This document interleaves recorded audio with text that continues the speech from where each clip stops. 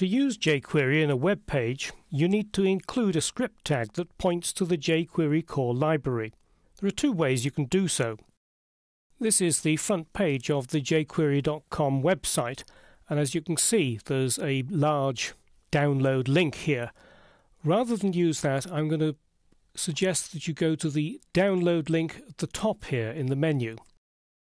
And this gives more details about downloading jQuery and how you can do it. One way is to use a CDN, that's a content distribution network, hosted jQuery. There are several versions. There's one hosted by Google, another one by Microsoft, and another one which is jQuery itself through the Media Temple hosting company. The advantage of using a CDN version is that it's hosted online by a third party, and visitors to your website will probably have gone to other websites that use jQuery and have already downloaded it into their browser cache, so there is no need for it to be downloaded from your website.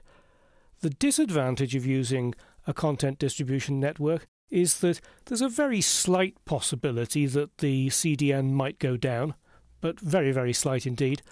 The more important problem is that when you're developing, it means you've got to be online the whole time to test your pages. So my recommendation, at least for development purposes, is that you should download a version of jQuery to your local computer.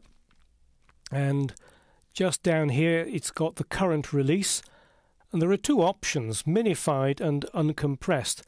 They both contain exactly the same code. The difference is that the minified version has got all the white space taken out, so it's a much smaller file.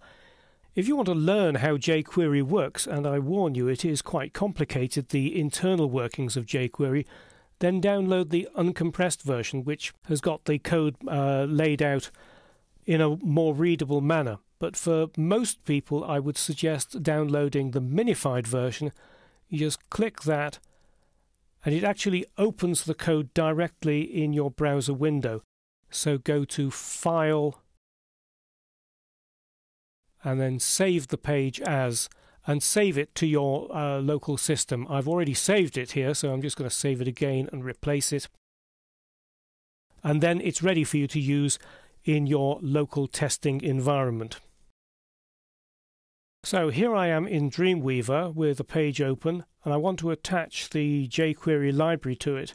In the past, the recommendation was always to put JavaScript files in the head of a document, but more recent recommendation is to put it just before the closing body tag.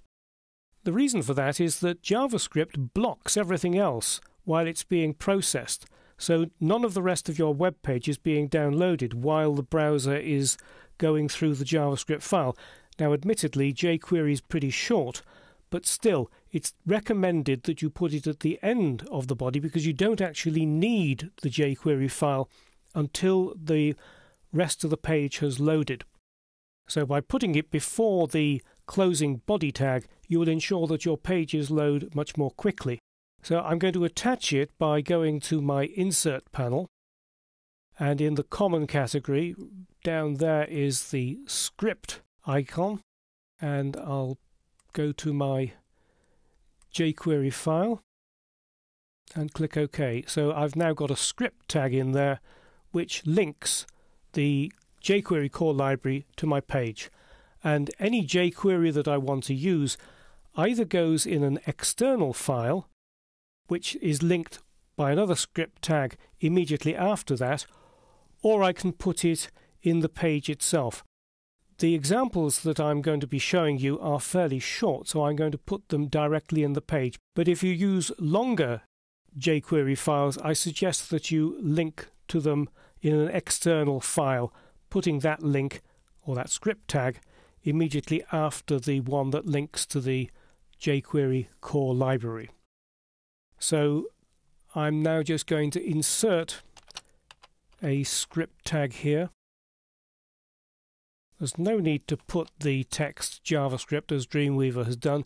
HTML5 is quite happy with you not using that because JavaScript is now generally the only script that is used within web browsers.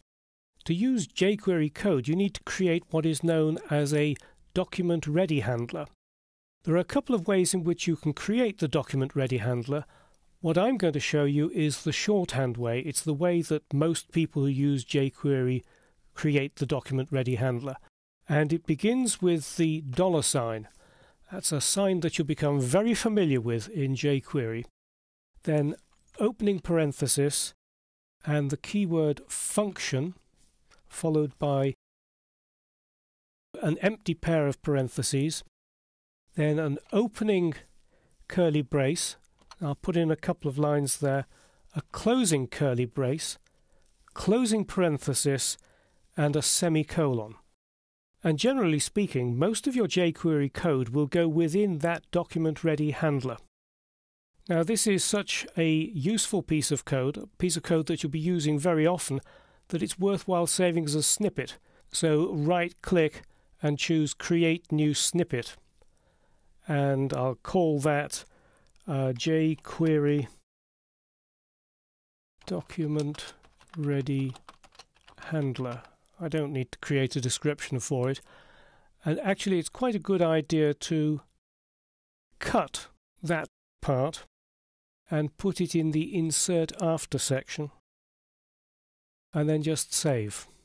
And it's ready for use in the snippets panel whenever you need to use a jQuery document ready handler. So to start using jQuery, you need to download the jQuery core library, attach it to your page, and create a document ready handler.